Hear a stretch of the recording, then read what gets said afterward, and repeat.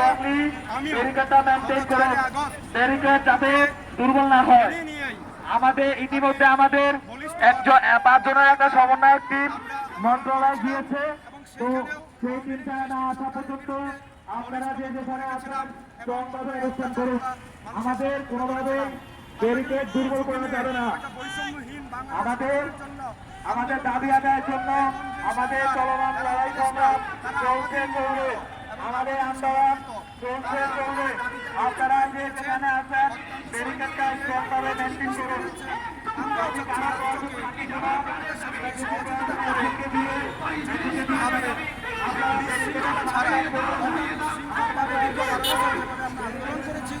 সেইভাবে অনতিবিলম্বে ঘোষণা দেওয়া হোক। সেই ঘোষণাটা আমাদের সাথে এমন আসতে পারে যে প্রজ্ঞাপনটা কবে দেবে, সেটা অবশ্যই 1 মাসের বেশি, এই চলতি মাসের মধ্যে। সরকারকে চাপ দিতে চাচ্ছে না, মানে সরকার, আমি আগেই বলেছি আমাদের সরকার, আমরা সরকারকে সহযোগিতা করতে চাচ্ছি এবং সরকারের যে জনবল প্রয়োজন, আমরা দেখি বিভিন্ন পোস্টে এখনো কি 5 আগস্টের পরে কর্মরত যারা কর্মকর্তা ছিলেন যোগদান করেননি, এই ফাঁকা পোস্টগুলোকে ফাঁকা রাখা যাবে না। আমরা হয়েছে সেটাই যদি হয়, আর যারা এখন অনুপস্থিত তাদের এই ফাঁকা স্থানগুলো পূরণ করতে হবে। সার্বিক দিক বিবেচনা করে আমরা চাকরিতে আবেদন শুধু বয়স চাচ্ছি, আমাদের বর্তমান সরকারের সাথে কোনো বিরোধ নেই। আমরা তাদের প্রতি যেমনটি আমাদের ভালোবাসা, আন্তরিকতা ও সহনশীলতা রয়েছে, আমরাও বিভিন্ন কাজে আমরা কিন্তু সহযোগিতা করে আসছি। আমরা ভবিষ্যতেও আমরা ন্যায় নিষ্ঠার সহিত আমরা সর্বোচ্চ স্বেচ্ছাসেবক হয়ে আমরা সরকারকে, দেশ ও জাতিকে সহযোগিতা করতে চাই, জাতি গঠনে ভূমিকা রাখতে চাই। আমরা শুধু বলতেছি আমাদের উচ্চশিক্ষিতের সাথে বৈষম্য করবেন না।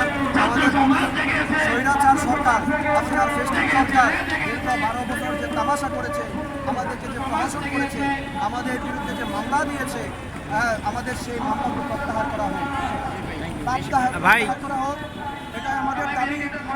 আপনাদেরকে বিনীতভাবে অনুরোধ করব, আপনারা আমাদের পাশে ছিলেন, থাকবেন এবং আমাদের বিজয় মিছিলেও আপনারা থাকবেন।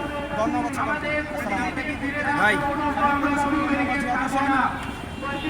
আমি বিশাল ময়মনসিংহের সন্তান, তবে এই আন্দোলনে গত 2023 থেকে নিজের সর্বোচ্চ দিয়ে করার চেষ্টা করছি। আমি ইউনিভার্সিটি অফ এশিয়া প্যাসিফিকের স্টুডেন্ট, বেসরকারি বিশ্ববিদ্যালয়ের স্টুডেন্টরাও এখানে ভালো ভূমিকা রেখেছে, সে কথাটাই উপস্থাপন করতেছি।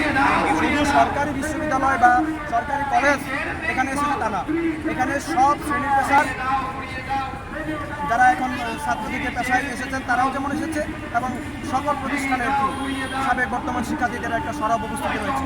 ধন্যবাদ আপনাদের। ভাই, একটা প্রশ্ন ছিল, মানে এই যে অবরোধ করছেন, অবরোধ করার আগে আপনারা কি নর্মালি কি তার অফিসে যাওয়ার চেষ্টা করছেন? জি, আমরা বিভিন্ন আমাদের আসিফ স্যারের সাথে কথা হয়েছে, স্মারকলিপি দিয়েছি এবং প্রধান উপদেষ্টা বরাবর স্মারকলিপি দিয়েছি। আর বিগত সরকার কি বলবো, বিগত সরকারের না, তারা কি কোনো আশ্বাস দিছিল না? আমাদের ব্যাপারটা ওনারা সহনশীল, পজিটিভ, শুধু বলতেছি একটু সময় লাগবে। হ্যাঁ, এটা সত্য, যেহেতু নতুন একটা সরকার বসেছে, সবকিছু আচ্ছা, যেহেতু আপনাদের বলছে যে সময় লাগবে, তারপরে সে হিসেবে আজকে যে আপনারা অবরোধ করছেন, এটা কি যৌক্তিক আছে?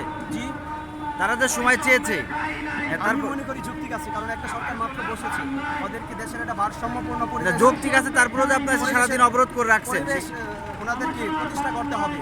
আমরা অবরোধ করে রেখেছি, আমরা দেখেন আমরা কিন্তু একটা গাড়ি ভাঙচুর করি নাই, আমরা কিন্তু অত্যন্ত শৃঙ্খলভাবে বাই রোডগুলো কিন্তু আমরা ছেড়ে দিয়েছি, চারপাশ দিয়ে কিন্তু গাড়ি চলাচলের সুযোগ আছে।